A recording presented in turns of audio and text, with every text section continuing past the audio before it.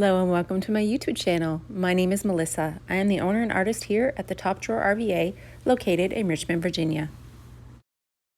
If you know me, if you are a follower, you know that I grab a tiny washstand any chance I can get. They are my favorite to make over. And since this tiny washstand was purchased at an estate sale on the last day, it was half price. I plan on using the Majestic horse to make over this piece. After a good clean with White Lightning, I came in and added 2 coats of Boss to the base, and then it was time to tackle this top. I have no idea what was happening on the top of this piece, but it was flaky and messy, and I needed to remove as much as possible before my prep would begin. That meant a lot of elbow grease, pushing and scraping off that failing finish to get it down to as clean as I could get it before I applied a new top stain. Since the base of this piece is going to be majorly a big piece of decoupage paper, I used burlap to come in and cover the front part of the dresser. This is where the paper is going to reside.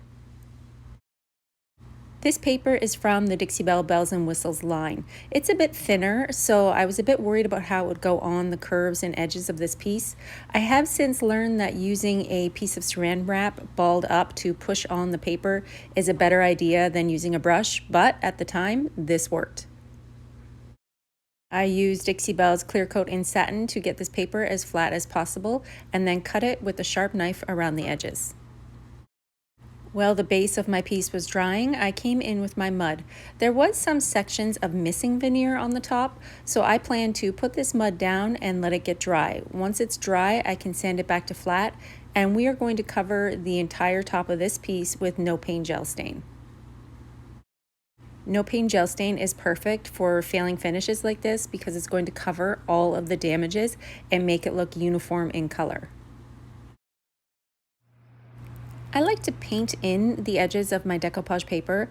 That means opening up many colors on the floor and kind of piecing them together until I can create a invisible line where that paper ended and where the actual piece of the dresser begins. So that just means mixing a lot of colors together. All of the paint that you see me using, this is chalk mineral paint. It blends easily with water, and I can come in and kind of really mesh those edges together. For the sides of this piece, I decided to do almost like an ombre blend, but then wipe it back so some of the wood shows. Since this piece is so heavily damaged kind of around the corners and the edges, it's not a smooth looking piece. So this kind of rough and tough rustic finish is really perfect for a piece like this.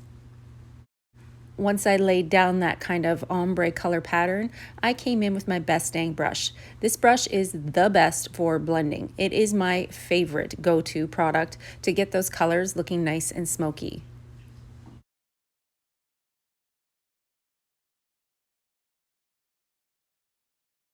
I cleaned the drawers out and used my Big Mama's butter to lubricate the joints as well as the wood wheels on this piece. Now that we are finished the base, let's get ready and work on the top. Wearing gloves, I used my no paint gel stain in espresso and an applicator pad. I wiped on 2 even coats of no paint gel stain, building up the layers until it looked darker like this. This way, all of the damages are covered. Now, you're going to see that it's not really uniform, but we are going to change that finish when we add our top coat. I like to dampen my blue sponge to get it ready for the Gator Hide. It just kind of helps the Gator Hide get on in a little bit more of a slicker fashion. And I'm going to wipe it on in one direction, left to right, across the whole entire piece. What this is going to do is kind of sit into any of the tiny little crevices that might be on there and really make the top of this piece look nice and shiny and uniform. It's great to overlap your strokes a little bit, making sure that this goes on in a uniform pattern. If you kind of go in helter-skelter, left, right, and not overlap your strokes, you're going to see small lines where your Gator Hide is not going to be perfect. You can also sand lightly in between coats and then apply as many coats as you like for a super tough top coat finish. And then you can see how this turned out. Nice and smooth. You would not even know all those lumps and bumps were there. I added some vintage hardware that I had in my shed, as well as some new keyholes, using my Gilding Wax to burnish them all the same color, along with some darker wax around the corners. What do you think of this little cutie? She is absolutely beautiful. I definitely think washstands are one of my most favorite pieces to make over. I hope that you enjoyed this fun little makeover. Let me know in the comments below if you think that this piece would suit your style. I mean, it's pretty neutral, but that paper is shining.